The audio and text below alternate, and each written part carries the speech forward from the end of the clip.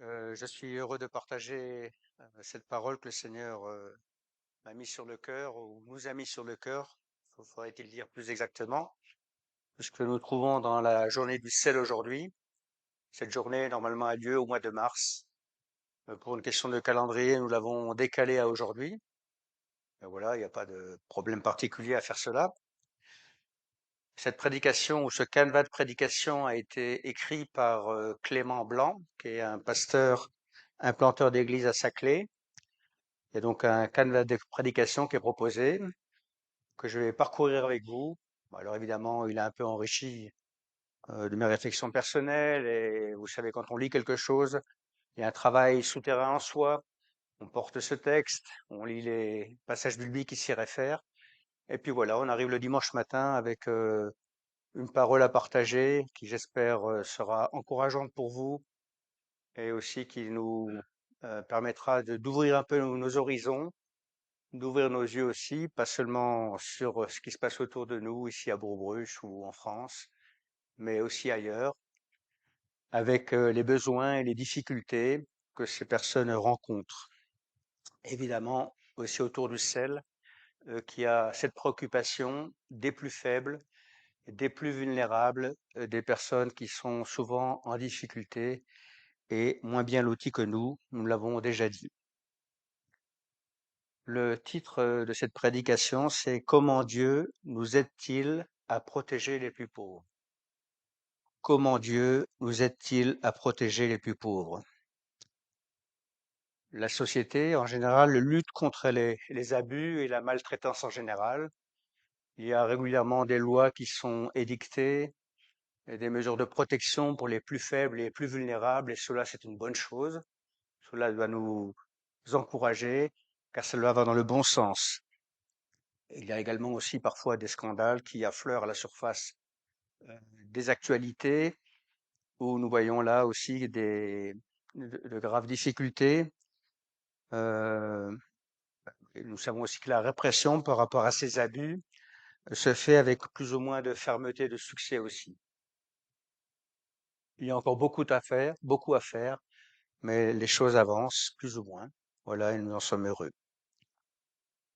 Nous savons aussi que le monde qui se présente en nous n'est pas juste en noir et blanc, en deux couleurs. Ce monde est bien plus complexe que nous l'imaginons, que parfois nous le voyons. Et la Bible en particulier donne une analyse plus fine du cœur de l'homme. Il y a un passage dans la Bible qui dit que le cœur de l'homme est tortueux par-dessus tout. Notre cœur, mon cœur, est tortueux par-dessus tout. Et il nous faut sans arrêt avoir cette distance salutaire par rapport à ce qui se trouve dans notre cœur et les élans qui peuvent nous animer.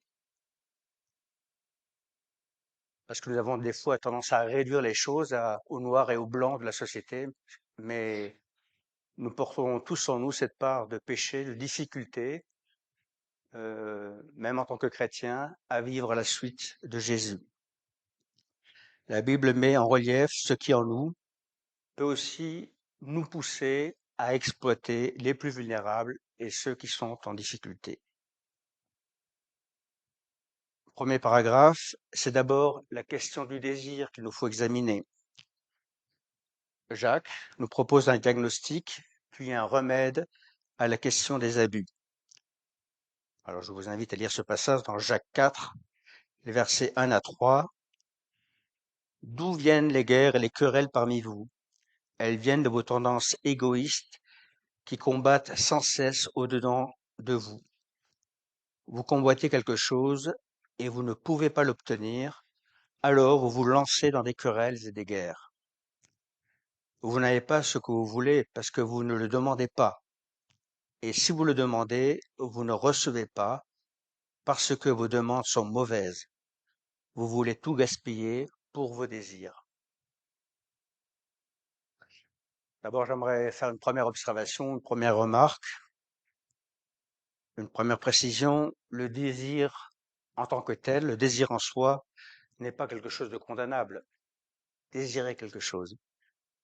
On peut citer des exemples, désirer travailler, subvenir à ses besoins, désirer fonder une famille, désirer se détendre par moments, désirer s'instruire, etc.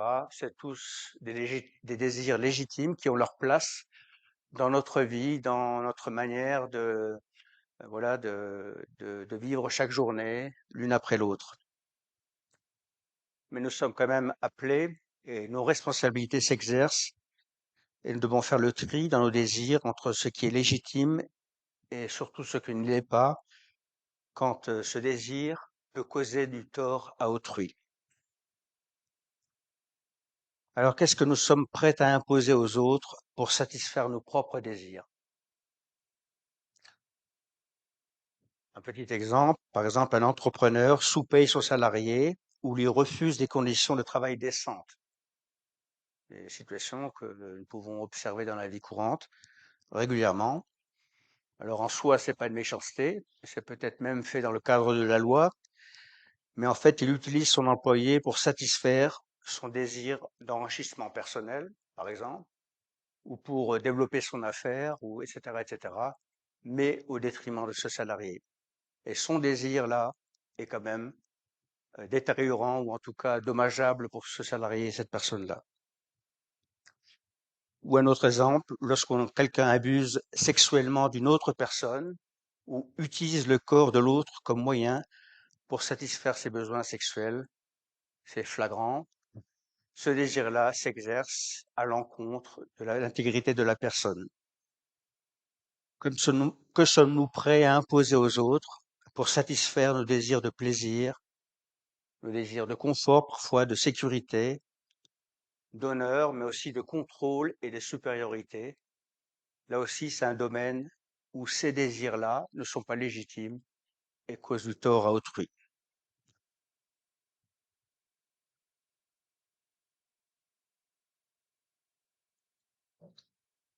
Deuxièmement, ou deuxième paragraphe, des conflits aux abus.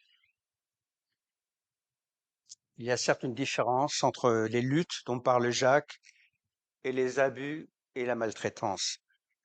Dans le premier cas de querelle et de guerre, on peut dire qu'il y a parfois un rapport de force plus ou moins équilibré entre ces deux forces. Mais dans le deuxième cas, le rapport de force est totalement déséquilibré et c'est à cet endroit que les abus et la maltraitance s'exercent face au prochain en situation de faiblesse. Là, nous ne sommes pas sur un pied d'égalité ou de lutte à armes égales. Et c'est la raison pour laquelle Dieu associe toujours sa justice à la protection des plus faibles. Alors nous cataloguons parfois les personnes vulnérables ou faibles ou en difficulté. Mais vous savez, si on regarde sa propre vie, il nous est arrivé d'être dans des situations de faiblesse, de difficultés dues à la maladie ou à la dépression, burn-out, etc., etc. Nous avons tous passé par des trous ou par des difficultés et nous sommes des fois, alors peut-être pas d'une manière aussi profonde que ces personnes-là, que nous cataloguons comme faibles ou démunies, mais il nous est arrivé aussi d'être en situation de faiblesse et de difficulté, être vulnérables. Et nous ressentons à ce moment-là durement des fois le désir d'autrui qui parfois veut nous manipuler ou nous contourner ou d'une manière ou d'une autre nous amener là où nous ne le souhaitons pas. Voilà une citation de Zacharie. La parole du Seigneur fut adressée à Zacharie. Voici ce que déclare le Seigneur de l'univers. Rendez des jugements équitables. Conduisez-vous les uns envers les autres avec amour et bonté. N'opprimez ni les veuves, ni les orphelins, ni les étrangers, ni les pauvres. Voyons que dans cette énumération-là, ce sont toutes des personnes en difficulté. Euh, Parlons beaucoup des étrangers, hein, mais les étrangers sont vraiment cette catégorie de personnes qui sont souvent en situation de faiblesse dans un pays où elle ne connaît pas la culture, avec rien. Et ces personnes-là peuvent être la proie. Alors, nous savons très bien au niveau du travail, par exemple, que ces personnes-là peuvent travailler illégalement, être exploitées de manière illégale. N'opprimez ni les veuves, ni les orphelins, ni les étrangers, ni les pauvres. Ne préméditez aucun mal les uns à l'égard des autres. Zacharie 7, les versets 8 à 10. Les personnes citées dans ce texte biblique ne sont pas forcément plus justes que le reste de l'humanité, mais elles sont souvent, de fait, en situation de vulnérabilité. Il y a donc un égard particulier, une protection particulière à exercer vis-à-vis de ces personnes. Je propose maintenant d'écouter un exemple qui est tiré d'un livre de Tim Keller qui s'intitule Pour vivre une vie juste et généreuse. C'est l'histoire de Robert Linticombe. J'ai demandé à Caroline si elle veut bien nous en faire la lecture. Voilà, c'est une histoire qui raconte un peu cette situation et ce que nous pouvons, des fois, ce à quoi nous pouvons être confrontés.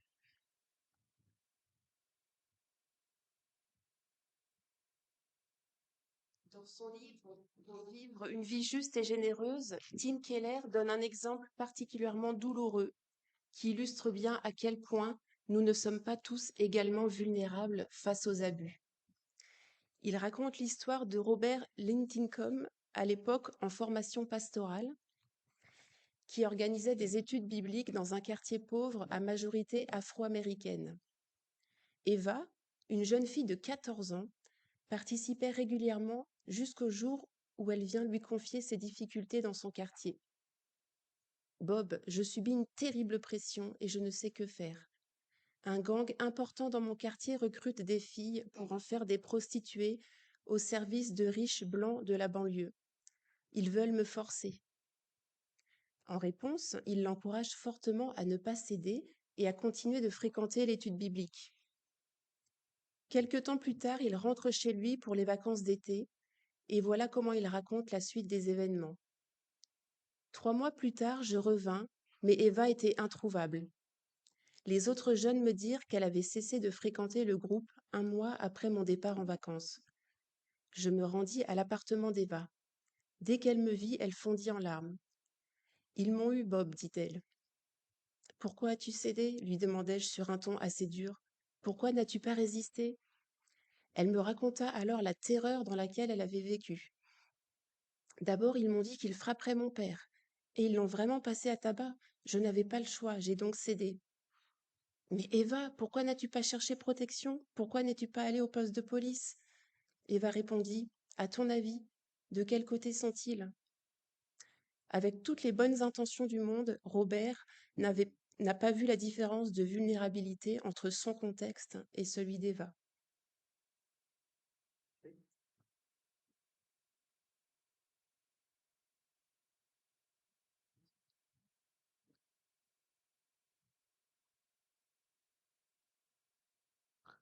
C'est une histoire tragique, évidemment.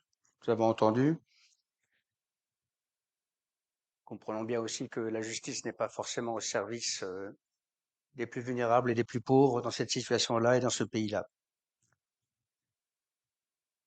La conclusion, c'est que finalement, les droits de cette personne-là, de l'Inticom, ses droits sont protégés et lui, il peut aller au poste de police et faire valoir ce qui est juste. Mais dans le monde d'Eva, donc de cette jeune fille, sa parole n'a pas le même poids et donc ses droits ne sont pas forcément respectés. Troisième paragraphe, remettre nos désirs en ordre. Remettre nos désirs en ordre. Et je poursuis la lecture dans Jacques au chapitre 4, les versets 4 à 10. Vous n'êtes que des infidèles à Dieu. Ne savez-vous pas qu'être ami du monde, c'est être ennemi de Dieu? Celui qui veut être ami du monde se rend donc ennemi de Dieu. Croyez-vous que ce soit pour rien que l'Écriture déclare, Dieu réclame avec ardeur l'esprit qu'il a mis en nous. Cependant, la grâce que Dieu nous accorde est encore plus grande, car il est dit aussi, Dieu s'oppose aux orgueilleux, mais il traite les humbles avec bienveillance. Soumettez-vous donc à Dieu, résistez au diable et il fuira loin de vous. Nettoyez vos mains, pécheurs, purifiez vos cœurs, vous qui êtes partagés vis-à-vis de Dieu. Soyez conscients de votre misère, pleurez et lamentez-vous, que votre rire se change en pleurs et votre joie en tristesse. Abaissez-vous devant le Seigneur et il vous élèvera. Avec ce texte qui est un peu incisif, hein, quand même, de Jacques, qui est un peu dur ou un peu cash, je trouve poser la question du mobile de nos désirs ou des motivations qui nous animent. Et là aussi, nos priorités sont questionnées. Est-ce que nous sommes principalement motivés par l'amour de Dieu et alors les autres personnes ont une valeur inestimable, cette valeur que donne à chacun, euh, la valeur que donne Dieu à chacun des êtres humains, une valeur inestimable. Ces personnes qui ont été créées à l'effigie de Dieu, ces personnes qui ont droit au respect, à l'amour de Dieu. Motivées par l'amour de Dieu ou alors orientées par la mentalité du monde, les autres devenant un moyen, juste une occasion pour satisfaire nos désirs. Là se trouve posée la question de l'instrumentalisation des personnes, de la manipulation même parfois de Dieu, ou de notre entourage parfois. Parce qu'il y a plusieurs manières d'arriver à ses fins, et il y a parfois des manières un peu insidieuses ou subversives. Et ce qui est réconfortant, c'est de constater l'action de Dieu dans les deux cas, dans ce passage de Jacques.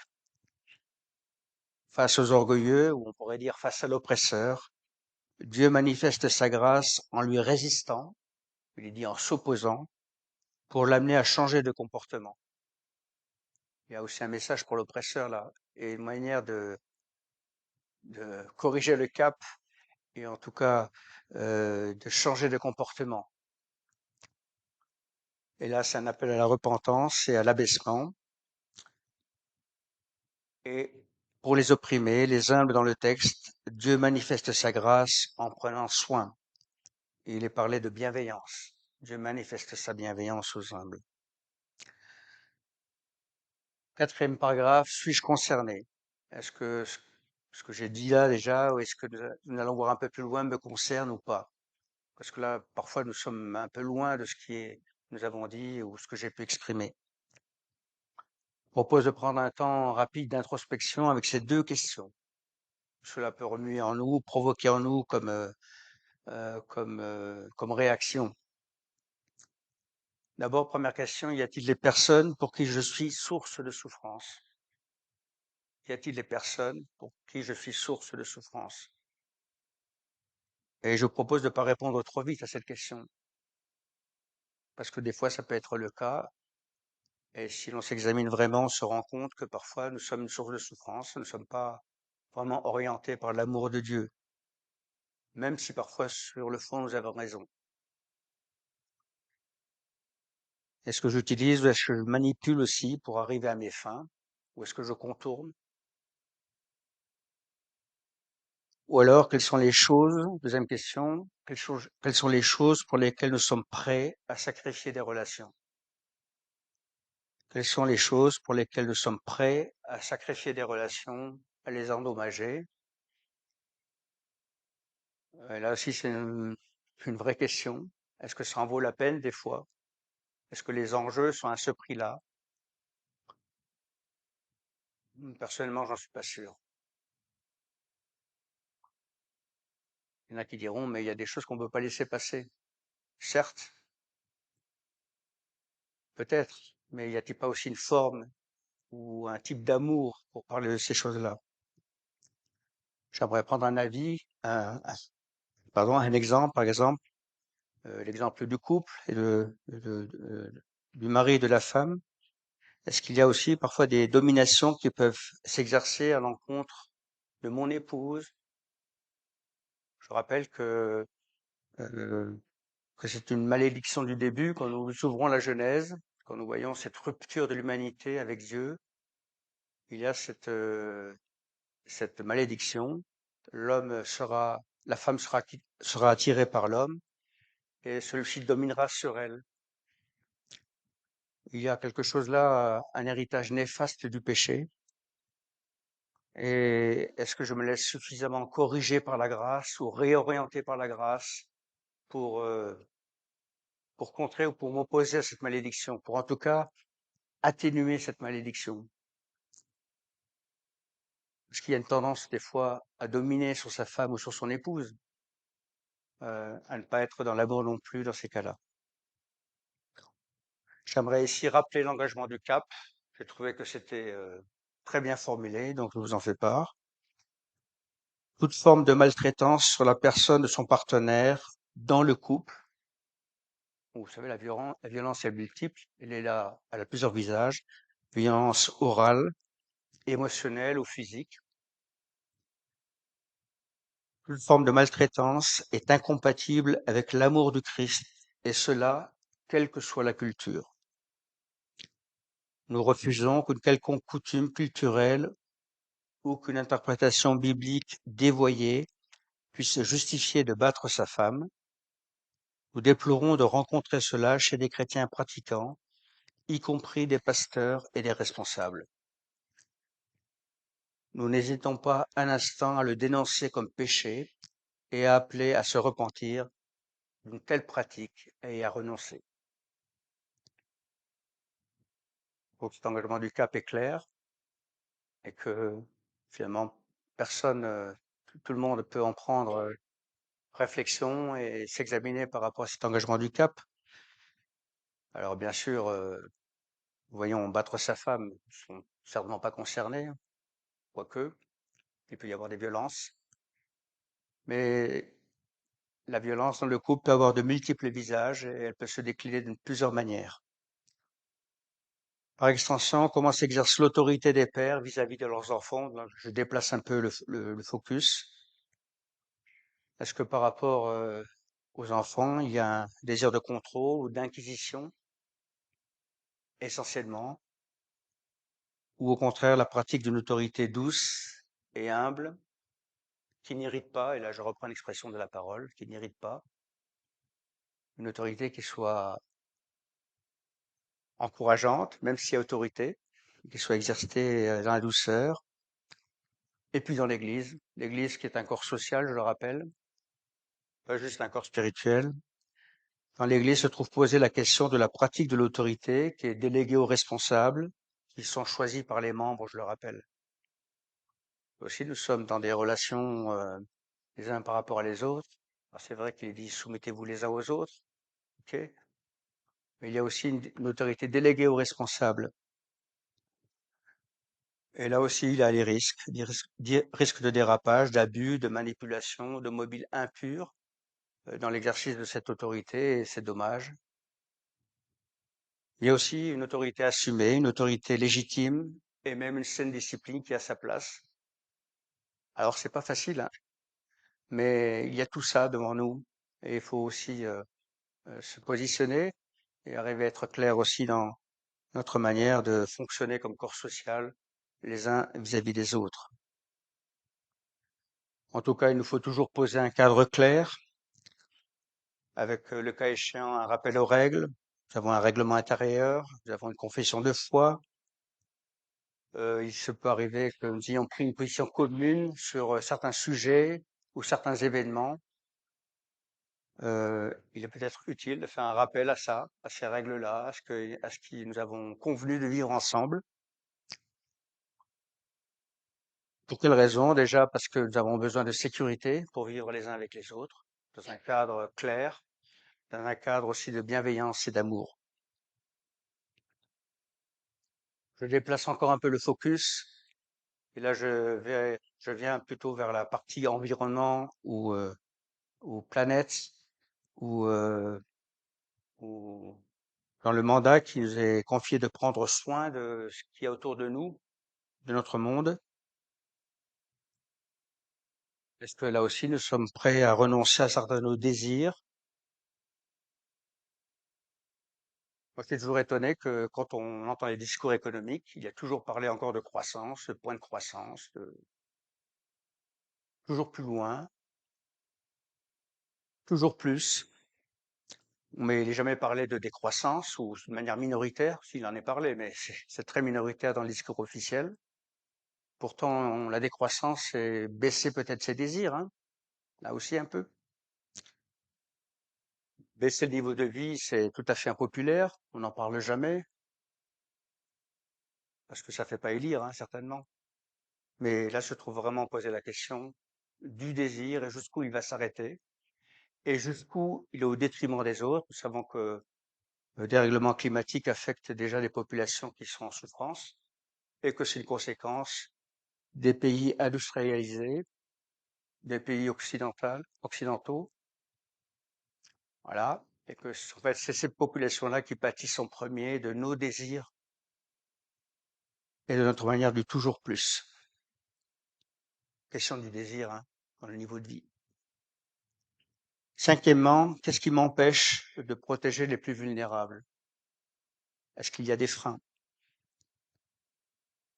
Alors, ne pas être maltraitant, c'est une chose et c'est bien.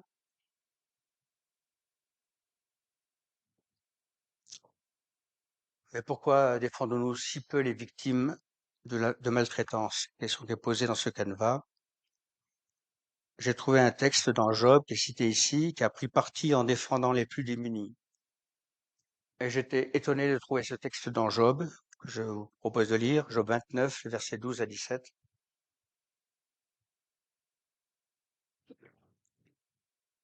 Alors Job est le juste parmi les justes, hein. J'étais étonné de lire ça, versets 12 à 17, 29.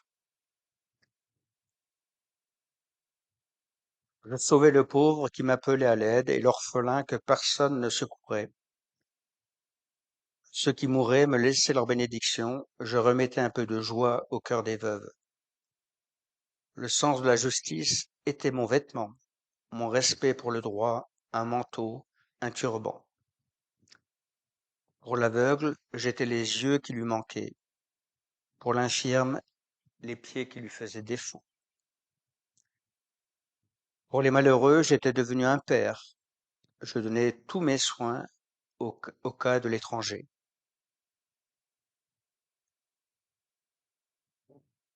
Déjà dans un texte vieux de l'Ancien Testament, voyant cet homme qui était juste et qui se préoccupait de la justice de Dieu et des personnes les plus démunies dans son entourage. Alors pour répondre à la question du début, pourquoi défendons-nous si peu les victimes de maltraitance? Parfois, nous ne savons pas, nous ne connaissons pas les situations, c'est vrai, mais il arrive aussi que nous détournons notre regard, que nous ne voulons pas voir ce qui paraît évident et qui est là devant nos yeux.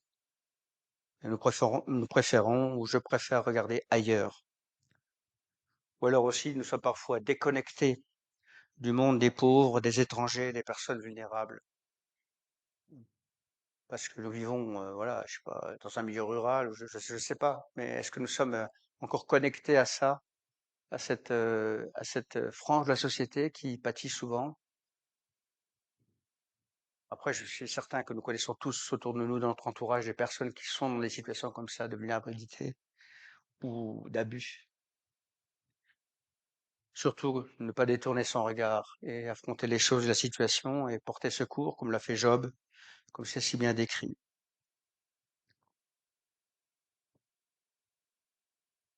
Concernant la protection au loin, et c'est ce que fait le sel, hein, à travers des organisations, des secours, nous pouvons favoriser par nos dons des organisations sur le terrain. Ces organisations qui font le job et qui, donc, en fait, tu as cité un certain nombre de choses, de projets, et qui viennent en aide aussi et qui essayent de pallier ou de corriger un peu ces difficultés et ces souffrances. Chez nous, ici en France, on peut mentionner le service d'écoute du CNEF, Stop Abus. Stop Abus. Je n'ai pas le numéro de téléphone, mais on doit pouvoir le trouver. À la disposition de toute personne victime ou témoin de violences sexuelles. Vous savez, c'est pas que dans le monde, hein. C'est que dans les églises aussi, il y a eu des abus. Il y a eu de tout genre, sexuels, mais aussi des fois abus de pouvoir, etc., etc. Et ça existe aussi dans les églises. J'ai dit avant que c'était un corps social. Et c'est pour ça qu'il y a ce service d'écoute qui a été mis à disposition des chrétiens dans les églises. J'en arrive à la conclusion, qui est le point 6. Le monde n'est pas divisé entre les opprimés et les oppresseurs. J'avais dit au début un monde en noir et blanc. Nous sommes tous tentés de vivre pour nous-mêmes et ainsi d'exploiter les autres pour notre intérêt. Cette distance euh, par rapport à ce qui peut nous animer, à ce qui se retrouve dans nos cœurs. Ne cédons pas à l'orgueil spirituel et à l'enfermement des personnes, parfois en grande souffrance et donc vulnérables. dans des positions théologiques inatteignables par la grâce. Je relis la phrase, je crois que je l'ai lu il n'y a pas longtemps quelque part. Ne cédons pas à l'orgueil spirituel et à l'enfermement des personnes, parfois en grande souffrance et donc vulnérables, dans des positions théologiques inatteignables par la grâce. Cela veut dire faire grâce, ça veut dire accueillir et faire intervenir cet élément de la grâce qui, dans notre propre vie, nous a restaurés, nous a remis debout, ou quand nous étions en situation de faiblesse, nous a relevés, pratiquant cette même bienveillance à l'égard d'autrui. Soyons, oui, ayons ce même regard de compassion et d'accueil. Évidemment, résistons à la tentation de manipuler autrui, même pour des motifs qui nous paraîtraient légitimes.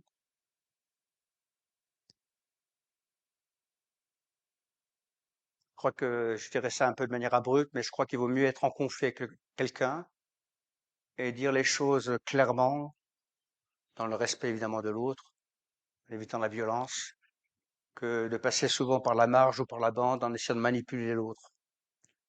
Parce que c'est tout aussi condamnable, hein. C'est tout aussi injuste de faire cela. Peut-être soyons dans la lutte ou dans la résolution des conflits, mais en disant les choses, en ne les mettant pas sous le tapis.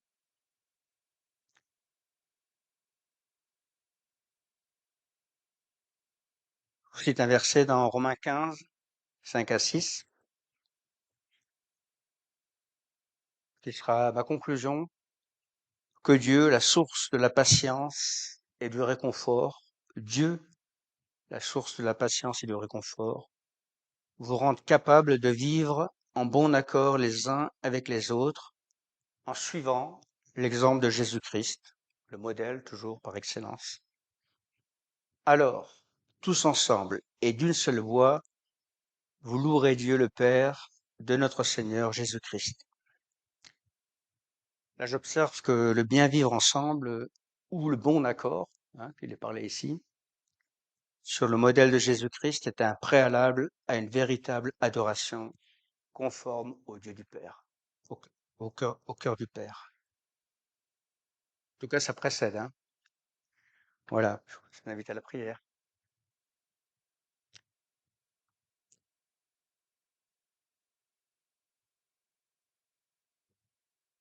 Seigneur, nous te bénissons pour ta parole, qui est une parole juste,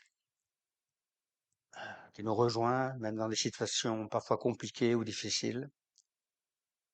Merci pour la grâce aussi, qui nous a atteints dans notre vie un jour et qui nous a repêchés, qui nous a remis sur pied. Cette grâce qui continue à nous restaurer les uns les autres, à nous faire vivre de ta bienveillance. Accorde-nous un regard lucide sur nous-mêmes, sur ton Église aussi. Accorde-nous, Seigneur, de vivre sur le modèle de Jésus-Christ, dans nos rapports les uns avec les autres, dans nos projets. Merci de nous décentrer de nous-mêmes, afin de nous centrer aussi sur les besoins qui sont autour de nous, là tout proche ou plus lointain. Nous voulons être aussi tes mains et tes pieds, Seigneur, qui servent à ton image. Amen.